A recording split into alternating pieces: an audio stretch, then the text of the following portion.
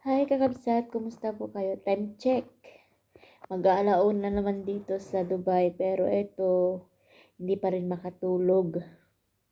Ilang linggo na pong ganito. Sino po mga katulad ko dyan na maghapon, na busy tayo sa trabaho, parang wala lang, parang walang iniisip na problema, mga pinagdadaanan sa buhay. Pero pagdating sa gabi, lalo na pag hindi na busy, yung kahit gusto mong matulog, parang nag-uunahan na yung stress, anxiety, problema, lungkot, sakit na nararamdaman.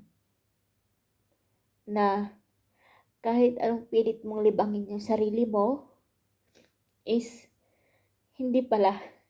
Akala mo kaya mo, akala mo matapang ka, pinapakita mo na okay lang, kaya mo, masaya ka. Pero ang totoo, hindi. Ang totoo, sobrang bigat na. Ang totoo ka. Ang totoo, hindi mo kaya. Kahit anong pilit mo, sinasabing mo kaya mo.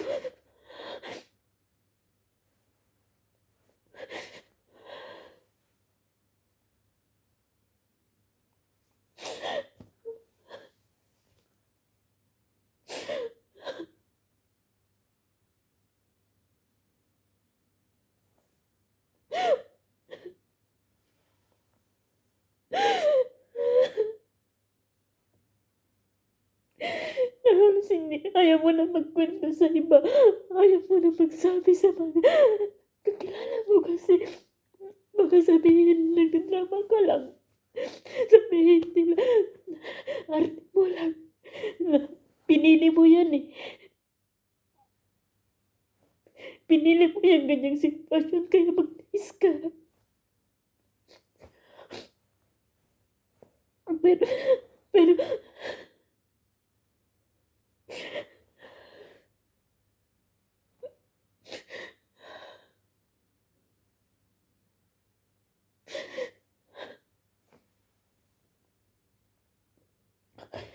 kaya kahit minsan, kahit ang bigat-bigat na po ng lalaman ko, ang bigat-bigat na ng mga pinagdadaanan ko, ayaw ko lang magkwento. Ayaw ko lang mahusgaan.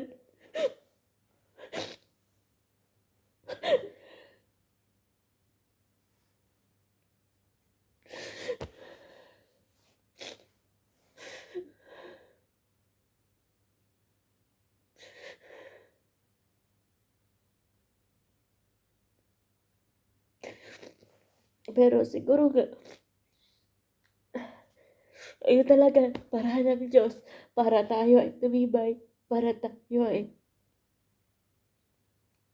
para tayo ay matutunan natin kung ano dapat natin matutunan.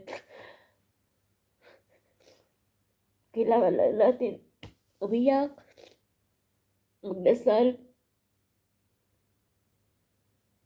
punasan ang mga luhat, laban ulit.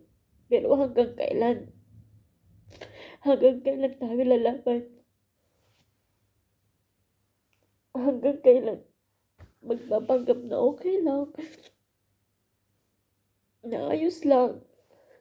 Pero ang totoo hindi. Hindi ayos.